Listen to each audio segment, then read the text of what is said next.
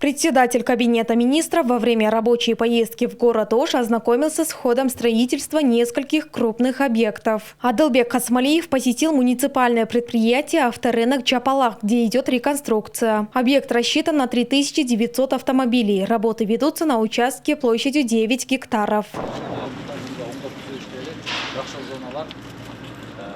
Глава Кабмина также проинспектировал строительство центрального рынка Аша, будущего индустриально-логистического торгового центра. Он занимает площадь почти в 7 гектаров. Здесь будет 2400 торговых мест. Общая стоимость проекта 550 миллионов сомов. Ожидается, что рынок откроется уже в этом году.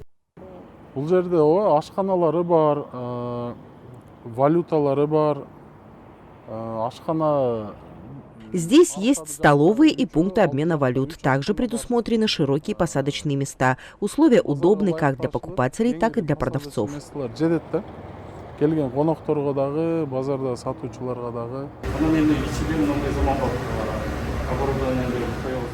В Аше строится медицинская клиника Ошского государственного университета. Здание будет 7-этажным, общей площадью в 20 тысяч квадратных метров. В клинике будет 312 койко-мест. После открытия медучреждение поможет готовить квалифицированных медицинских специалистов.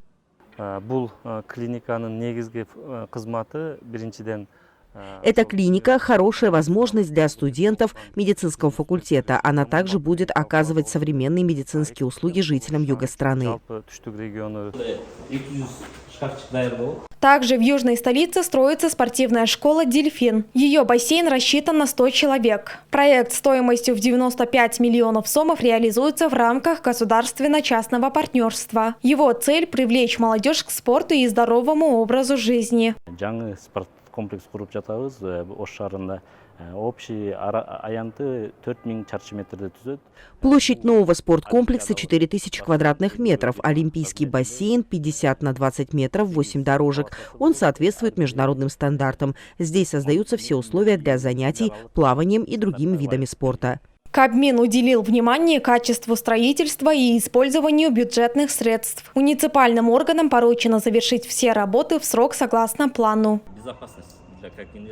Айтунук Мамытова, Нурсултан Абдикаримулы, ЛТР Ош.